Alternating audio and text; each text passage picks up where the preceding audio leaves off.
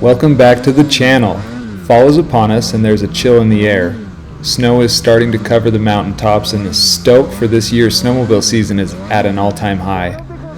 Articat just announced their 858 motor at Heydays and the all-new Catalyst. Snow checks are starting to arrive at the dealers and everyone is getting ready for an epic winter. Today we're taking a look back at some of the best moments from last season.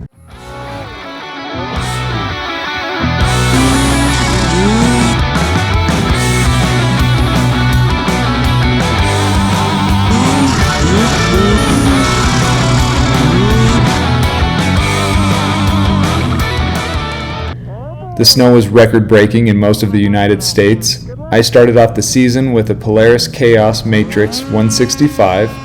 It was a great sled, but not really what I was looking for. I should have ordered the 155 in the same sled, but I wanted to be able to learn how to do hopovers, bow ties, and just have fun like everybody else. But the 165, even in a Chaos Matrix, was not playful at all. I messed with the suspension. I did everything the internet and all my friends told me I should try on it. We changed limiter straps. We adjusted shock preloads.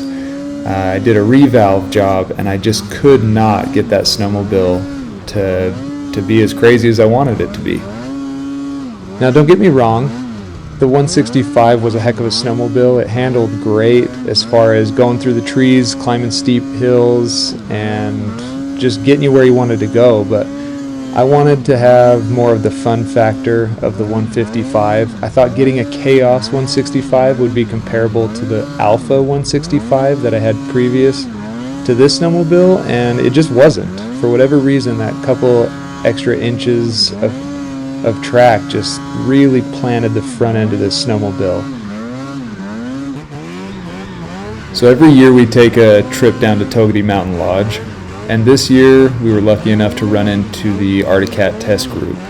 They had a few Catalysts with them, and we asked them nice enough that they allowed us to ride it for a minute. As you can see, I rode it pretty much in the flats, didn't get much seat time on it, but the sled did feel amazing. What I noticed right away is how compact and lightweight it was. It felt almost like I was riding a kid's snowmobile, but it fit really, really well. I think it's going to be an extremely fun snowmobile once they get a little more power to it. The part I didn't love was the 600 motor was quite underwhelming as far as power goes, but you throw a turbo on it or you get the 858 inside of it and it should be an absolute monster of a snowmobile. What are your guys' thoughts though? Are you guys ordering the 600? Are you waiting for an 858? Do you even have any interest in riding an Articat again? What do you guys think? So I ended up taking a huge risk, and I bought a 2021 Yamaha Mountain Max with a Boondocker Agility Turbo on it. The sled only had 170 miles. It looked brand new, it basically was, and had a $6,000 turbo installed on it. This was the first turbo that I'd ever owned. I've rode plenty of them, but I've never had one for my own. And obviously you've heard all the horror stories of aftermarket turbos and their reliability issues and always tinkering with them, and that wasn't the case last winter with this turbo. It ran great, had tons of power, and believe it or not, I fell in love with that sled. As you've seen in my last videos over the last winter, that sled absolutely rips. The Alpha is extremely playful. I did a few tweaks on the suspension with front end from TKI and kind of a drop kit, like an elevate kit through TKI. And this sled allowed me to learn hopovers, bow ties, all sorts of things that I had never been able to successfully do on purpose. Let's just take a look for a moment at this video. How ridiculous was the snow last winter? If we would get 1 to maybe 2 days every winter of this type of snow, I would call that a great winter. I know Idaho gets pretty good snow, but to be able to hit snow as deep, fluffy, and a perfect bluebird day, that's pretty rare. And last winter we had this over and over. I can't even count how many days that it was over the hood, going in down your coat, not able to breathe when you were going on the downhill turns, and yet it just kept snowing over and over and over. And this is where that turbo just really stood out. If I would have had my naturally aspirated Polaris right here, there's no way I could have climbed out of this canyon. But instead, I was able to go straight up. Like, I'm going so fast right here. And I would have been turning out, 20, 30 times to get to the top of this hill. And yes, I crash right here. Enjoy.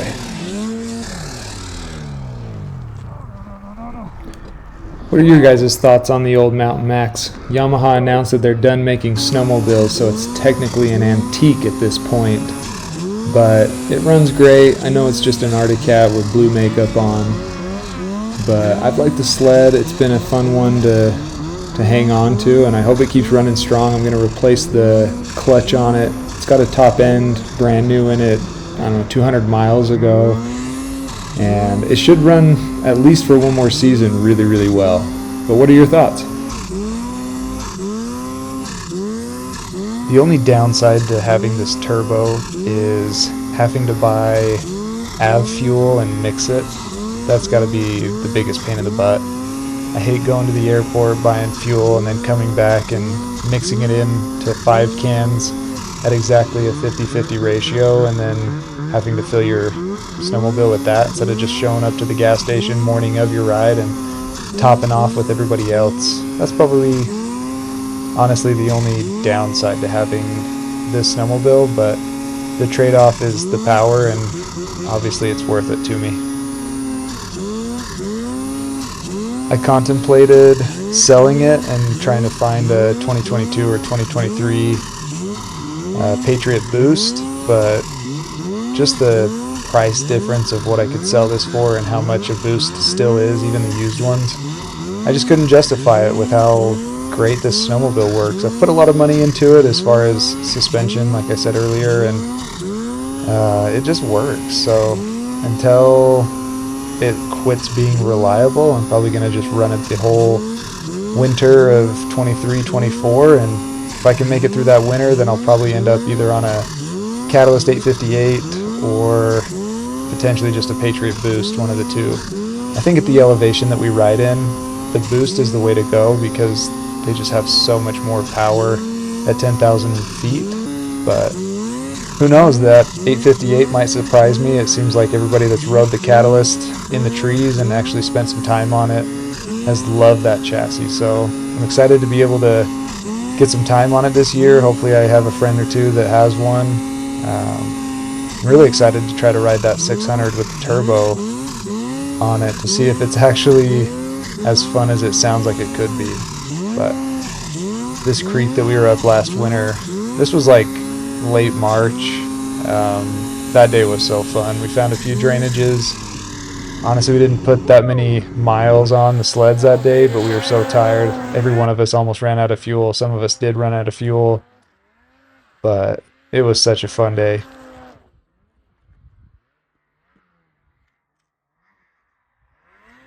Just a little March Madness.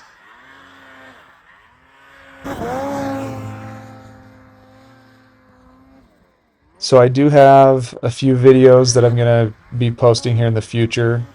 I'm going to be doing a little bit of maintenance on the snowmobile, get it ready for this winter, and then I might go over kind of the sled, what I've done to it.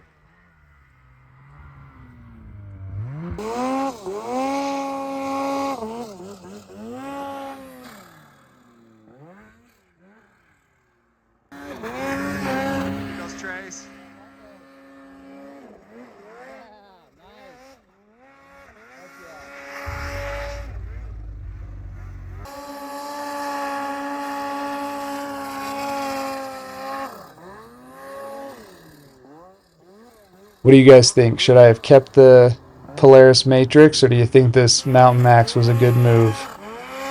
With the way it handles and how much it's taught me just from trying to hang on to it, I think I made the right choice. As always, thanks for hanging out with me today, and keep sticking around for more content from Average Outdoor Joe.